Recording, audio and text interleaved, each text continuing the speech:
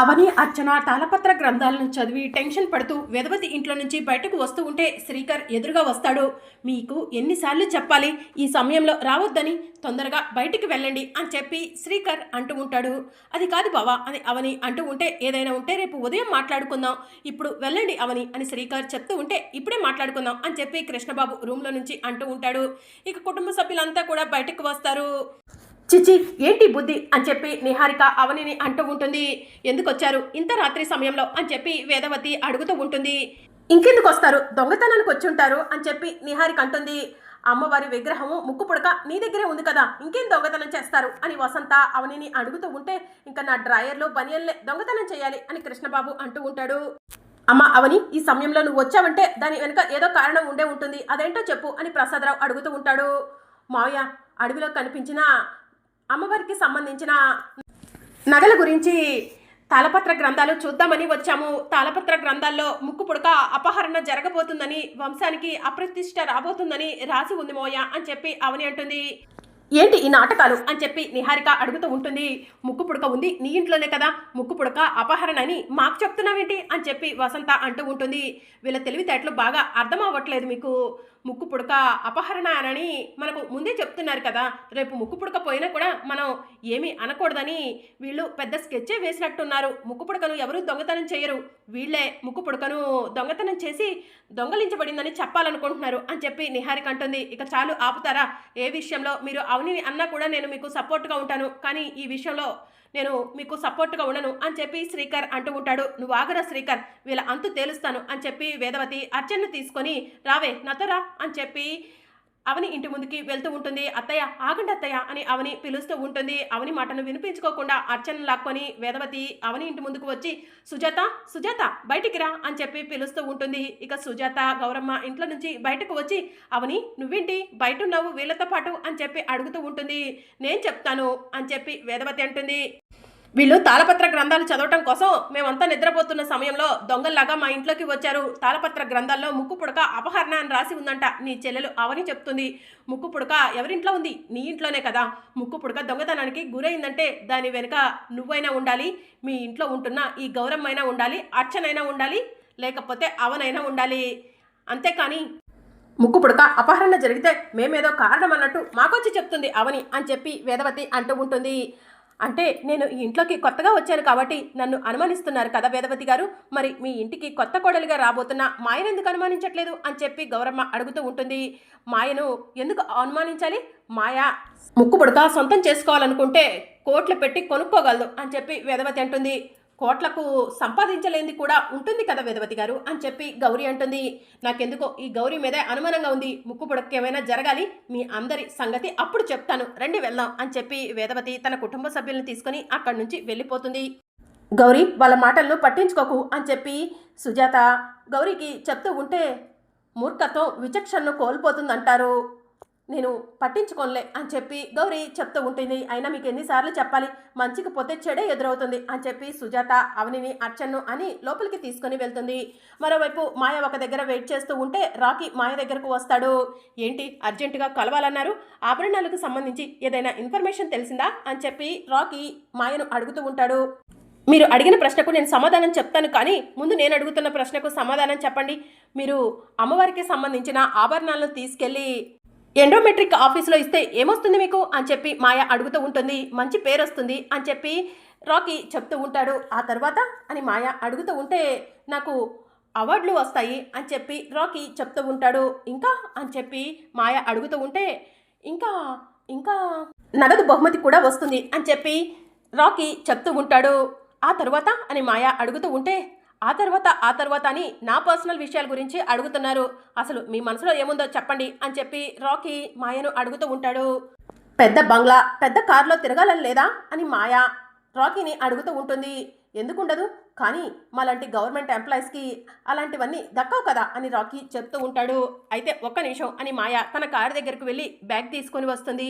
బ్యాగ్లో ఉన్న డబ్బులు ఓపెన్ చేసి రాకీకి చూపిస్తూ ఉంటుంది. ఇందులో 50 లక్షలు ఉన్నాయి, ఇవి నీకే అని చెప్పి మాయ చెప్తూ ఉంటుంది. నాకెందుకు ఇవి ఇస్తున్నారు, అసలు నా నుంచి మీరు ఏం కోరుకుంటున్నారు అని రాకీ అడుగుతూ ఉంటాడు. అమ్మవార్లకు సంబంధించిన నగలు ఎక్కడ ఉన్నాయో నాకు తెలుసు. దానికంటే ముందు అమ్మవారి ముక్కు పుడక అవని దగ్గర ఉంది. ముక్కు పుడకను తీసుకొస్తేనే అమ్మవారి నగలు బయటికి తీసుకురావచ్చు అని చెప్పి మాయ రాకీకి చెప్తూ ఉంటుంది. అసలు ఎవరు నువ్వు, ఇదంతా ఎందుకు మాట్లాడుతున్నావు అని రాకీ అడుగుతూ ఉంటాడు. నేను చెప్పింది చెయ్యి, అన్ని విషయాలు నీకు తర్వాత చెప్తాను. ముందు ముక్కు పుడకను అవని ఇంట్లో నుంచి బయటకు తీసుకురా, ఆ తర్వాత నీకు ఎన్ని కోట్లు కావాలంటే అన్ని కోట్లు ఇస్తాను అని చెప్పి మాయ రాకీకి చెప్తూ ఉంటుంది. అలా కాదని చెప్పి నేను నీ ముందు బయటపడిపోయాను కదా అని చెప్పి నా గురించి మీ డిపార్ట్మెంట్లో చెప్పాలని ప్రయత్నం చేసావే అనుకో, నా ఇన్ఫ్లుయెన్స్ ఉపయోగించి నిన్ను ఈ భూమి మీద లేకుండా చేయగలను అని మాయ రాకీకి చెప్తూ ఉంటుంది. లక్ష్మీదేవి ప్రతిసారి వచ్చి ఇలా తలుపు తట్టదు, తలుపు తట్టినప్పుడే లోపలికి ఆహ్వానించాలి అని రాకీ చెప్తూ ఉంటే గుడ్ డెసిషన్ అని చెప్పి మాయ చెప్తుంది. ఇక దాంతో సరే మీరు చెప్పినట్టుగానే అవని ఇంట్లోంచి ముక్కు పుడకను తీసుకొస్తాను అని చెప్పి రాకీ ఆ డబ్బు తీసుకొని అక్కడి నుంచి వెళ్ళిపోతాడు. ఇక మాయ సంతోషంతో నవ్వుకుంటూ డబ్బు డబ్బు నువ్వేం చేయగలవు అంటే మనిషి ఎలాంటి వాడినైనా సరే మార్చగలను అన్నదంట అని చెప్పి మాయ తనలో తానే మనసులో అనుకుంటూ ఉంటుంది. మరోవైపు అవని కిచెన్లో వంట చేసుకుంటూ ఉంటే రాకీ వెళ్ళి అవని ఇంటి డోర్ కొడుతూ ఉంటాడు. అవని డోర్ ఓపెన్ చేసి ఎవరు మీరు అని చెప్పి అడుగుతూ ఉంటుంది. నేను స్పెషల్ ఆఫీసర్ని, లోపలికి రావచ్చా అని చెప్పి రాకీ అడుగుతూ ఉంటాడు. రండి అని చెప్పి అవని అంటుంది. కూర్చోవచ్చా అని రాకీ అడుగుతూ ఉంటే కూర్చోండి అని చెప్పి అవని అంటుంది. ఇక రాకీ కూర్చుంటాడు. అమ్మవార్లకు సంబంధించిన నగలు పోయాయని చెప్పి స్పెషల్ ఇన్వెస్టిగేషన్ ఆఫీసర్గా నన్ను ఎండోమెట్రిక్ శాఖ వాళ్ళు అపాయింట్ చేశారు. ఆ సమయంలోనే ముక్కు పుడక గురించి తెలిసింది. ముక్కు పుడక గురించి తెలుసుకోవాలనుకుంటున్నాను అని చెప్పి రాకీ చెప్తూ ఉంటాడు. ముక్కు పుడక మా అత్తయ్యది, కొన్ని కారణాల వల్ల నా ఇంట్లో ఉంటుంది అని చెప్పి అవని అంటుంది. ఆభరణాలకు సంబంధించి మీకేమైనా తెలుసా అని రాకీ అడుగుతూ ఉంటే ఆభరణాలకు సంబంధించి కొన్ని విషయాలు నాకు తెలుసు. నేను అడవికి వెళ్ళినప్పుడు అడవిలో నాకు ఆభరణాలు కనిపించాయి అని అవని చెప్తూ ఉంటే మరి ఆ ఆభరణాలను మీరు ఎందుకు తీసుకురాలేదు అని రాకీ అడుగుతూ ఉంటే నేను మళ్ళీ వెళ్ళి ఆ ఆభరణాల కోసం వెతికితే అక్కడ ఆభరణాలు కనిపించలేదు. ఖచ్చితంగా ఆ ఆభరణాలు ఎక్కడో దాచిపెట్టారు. ఆ అడవిలో కొంతమంది అడవి మనుషులు ఉన్నారు, ఇదంతా వాళ్ళ పనే అని అవని చెప్తూ ఉంటుంది. అవసరమైనప్పుడు నన్ను అడవికి తీసుకెళ్తారా, మీరు ఎక్కడ అమ్మవారి నగలు చూశారో చూపిస్తారా అని చెప్పి రాకీ అడుగుతూ ఉంటే తప్పకుండా అమ్మవారి నగలకు సంబంధించిన విషయంలో నేను ఎలాంటి సహాయం చేయమన్నా చేస్తాను అని చెప్పి అవని రాకీకి చెప్తూ ఉంటుంది. సరే అవని గారు, నేను మీకు కాల్ చేసినప్పుడు మీరు నేను కలిసి అడవికి వెళ్దాము, ప్రస్తుతం నాకు కొంచెం హెడేక్గా ఉంది, మీరు ఏమీ అనుకోకపోతే నాకు కాఫీ ఇస్తారా అని రాకీ అడుగుతూ ఉంటే సరే అని చెప్పి అవని కిచెన్లోకి వెళ్తుంది.